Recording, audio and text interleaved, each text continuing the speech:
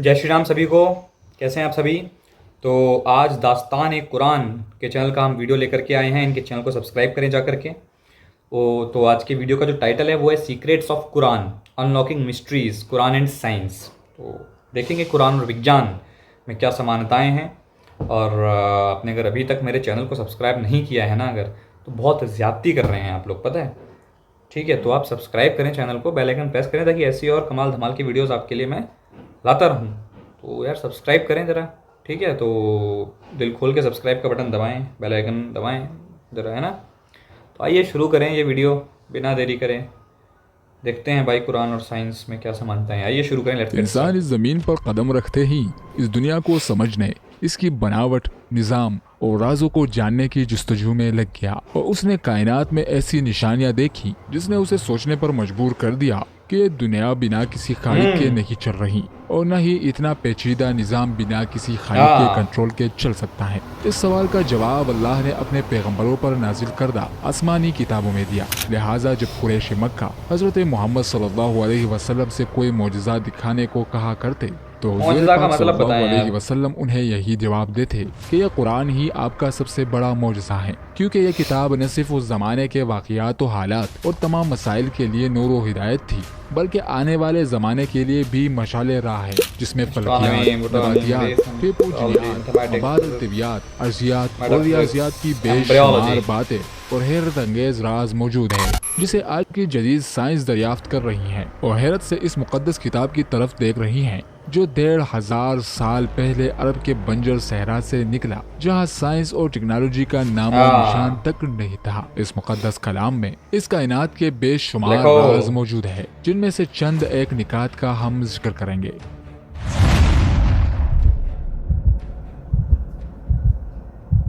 Number 1, लोहा जमीन पर मुख्तलिफ शक्ल में पाया जाता है, मगर ये जमीन का मादा नहीं बल्कि ये आसमान से इस दुनिया में आया है। साइंस के इस नई तहकीक के मुताबिक लाखों करोड़ों साल पहले कुछ सितारे धमाके से फटे और जमीन पर गिरने वाले मेटेरोइड से लोहा ही जमीन पर आया, जिसका जिक्र कुरान मजीद में कुछ यूं है। और हमने लोहे को जबरदस्त ताकत देकर उतारा ताकि इंसान इसका फायदा उठा सके। नंबर 2, आज से 1400 साल पहले जब कॉस्मोलॉजी का इल्म मौजूद नहीं था और न ही टेलीस्कोप की दरियाफ्त हुई थी, उस वक्त कुरान मजीद ने इस कायनात के बारे में कहा था और आसमान को हमने अपनी कुदरत से बनाया और बेशक हम इसे फैलाते जा रहे हैं। इसकी तस्दीक 20वीं सदी के साइंसदान स्टीफन हॉकिंग ने अपनी किताब a brief history of time में की है। हॉकिंग ने लिखा है कि ये कायनात फैल रही है और ये इस सदी की सबसे बड़ी दरियाफ्त है। इस आयत की तशरीह में मशहूर मुफक्किर इब्न अरबी ने भी अपनी तहरीरों में लिखा है कि अल्लाह की तख्लीक का ये अमल मुसलसल जारी है और ये कायनात फैलती जा रही है। नंबर 3, नबी सल्लल्लाहु अलैहि वसल्लम पर अबू जहल के मुतालिक एक आयत नाजिल हुई। यकीनन अगर ये बाज न रहा तो हम इसकी पेशानी के बाल पकड़कर घसीटेंगे, ऐसी पेशानी जो झूठी खताकार है। ये आयत इसलिए नाजिल हुई थी क्योंकि अबू जहल बहुत झूठ बोला करता था। इस आयत में दिमाग के सामने वाले हिस्से को झूठा कहा गया है। आज जदीद साइंस हमें बताती है कि दिमाग का प्री फ्रंटल एरिया यानी सामने वाला हिस्सा ही सच और झूठ बोलने का जिम्मेदार होता है। क्यों कुरान मजीद ने पेशानी की तरफ इशारा करके इसी साइंसी हक़ाइक़ को साफ कर दिया। और सूरह अल-क़ियामा में अल्लाह का इरशाद है, हाँ जरूर करेंगे, हम तो कादिर है कि इसकी पोड़ पोड़ तक दुरुस्त कर दे। दरअसल आदम अलैहिस्सलाम से लेकर क़यामत तक आने वाले हर शख्स का अलग अलग फिंगरप्रिंट होता है, यहाँ तक के जुड़वा बच्चों तक के फिंगरप्रिंट मुख्तलिफ होते हैं। ये फिंगरप्रिंट एक इंसान की सबसे इनफरादी शनाख्त होती है, जिसे आज 20वीं सदी में फोरेंसिक साइंस इस्तेमाल कर रही है। लेकिन कुरान मजीद ने इससे 1400 साल पहले ही बयान कर दिया कि बरोज़े क़यामत अल्लाह इंसान की हड्डियों और उंगलियों के पोड़ पोड़ तक दुरुस्त करके उसे जिंदा उठाएगा।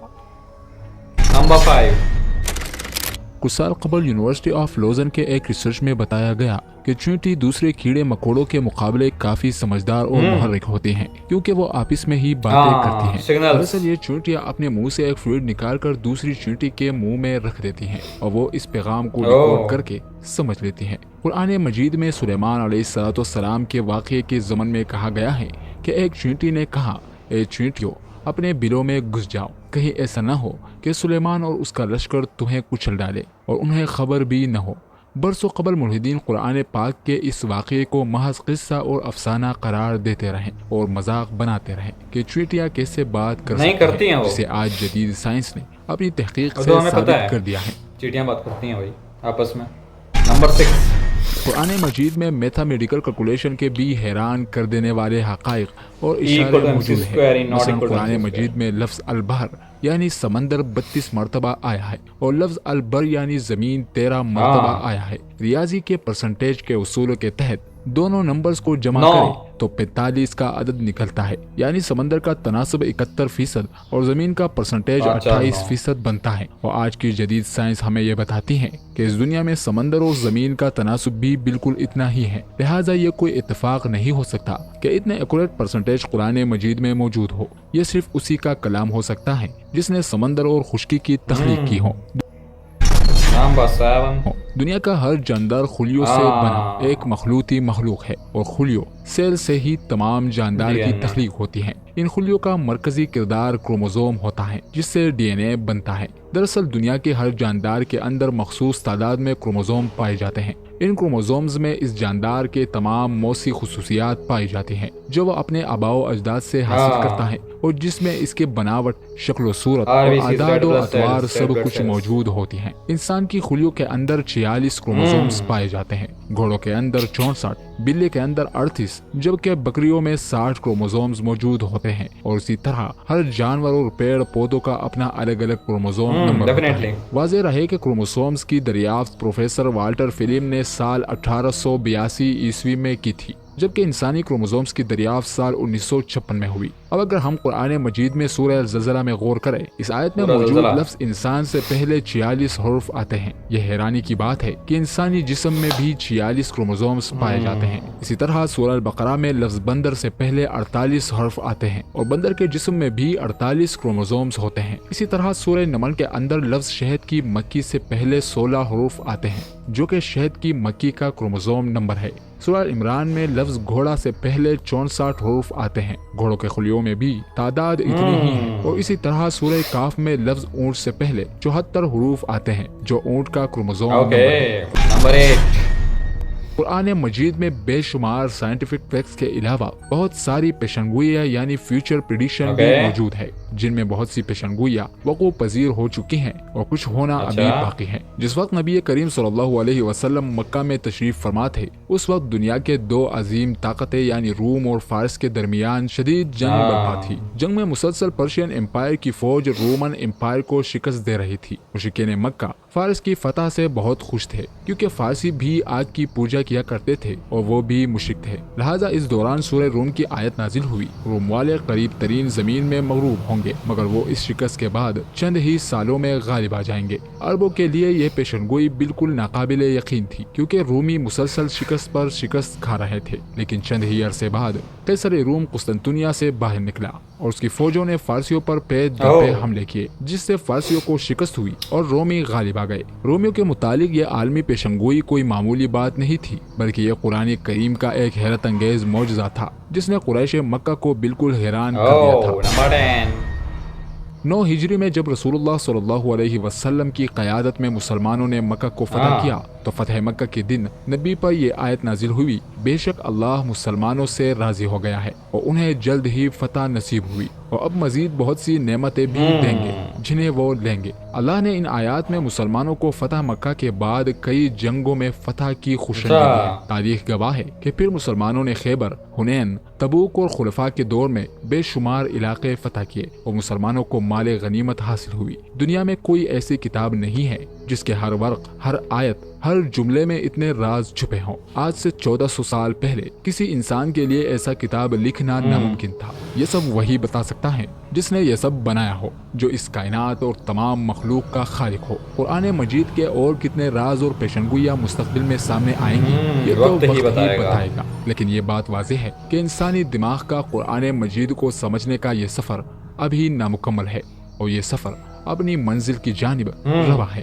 معزز ناظرین، اگر آپ کو ہماری یہ ویڈیو پسند آئی تو اس ویڈیو کو لائک اور شیئر کر دیجیے گا، ہمارے اپنے چینل داستان قرآن کو ضرور سبسکرائب کیجیے گا۔ اللہ تعالیٰ سے دعا ہے کہ ہمیں اپنی فرمانبرداری اور شکر گزاری کی زندگی گزارنے کی توفیق عطا فرمائے۔ تو گائز یہ تھا ویڈیو، کیسا لگا آپ کو؟ کیا یہ آپ 10 کے 10 فیکٹس جانتے تھے، یا پھر ان میں سے آپ کچھ فیکٹس جانتے تھے اور کچھ نہیں جانتے تھے، کچھ آپ نے آج جانے؟ تو کمنٹ سیکشن میں بتائیں کہ کتنے فیکٹس 10 میں سے آپ لوگ جانتے تھے۔ اچھا، یہ چیزیں انہوں نے کریں تو یہ بتائیں تو یہ بہت ہی نالجیبل ہیں آپ کے لیے، اور ڈیفینیٹلی جو ہے کہ سائنس جس نتیجے پر پہنچا ہے وہ 1400 سال پہلے اس میں لکھا ہوا تھا، 1400 سال پہلے۔ تو ڈیفینیٹلی آپ کو اس کو پڑھنا چاہیے، قرآن کو آپ اچھے سے سمجھیں، ہے نا، اس کو پڑھیں اور ڈیپلی اسٹڈی کریں، ہے نا، تو اچھے سے پڑھیں اس کو، آپ کو علم ملے گا، نالج ملے گی۔ باقی جس کو یہ نہیں پتہ تھا، جتنا بھی انہوں نے کروموزومس XXXY DNA کے بارے میں بتایا، تو جن کو یہ نہیں پتہ تھا ان کو اوشیہ پڑھنا چاہیے۔ باقی جنہیں پتہ ہے تو ان کے لیے تو یہ نارمل بات ہے، لیکن آپ کو اگر نہیں پتہ ہے تو آپ کو یہ قرآن پڑھنی چاہیے، میرا یہ کہنا ہے۔ باقی کیسی لگی آپ کو ویڈیو، یہ کمنٹ سیکشن میں بتائیں مجھے، اور ملیں گے نیکسٹ ویڈیو میں۔ آپ کمنٹ سیکشن میں اپنی رائے رکھیں اور بتائیں کہ ان ویڈیوز پر ریئیکشن دینا ہے، اور چینل کو سبسکرائب نہیں کیا تو چینل کو سبسکرائب کریں ایسے ہی اور ویڈیوز کے لیے۔ ملتے ہیں پھر کسی نیکسٹ ویڈیو میں، تب تک کے لیے بھگوان رام آپ کو سدبدھی دے۔ ملیں گے نیکسٹ ویڈیو میں، تب تک کے لیے جے جے شری رام۔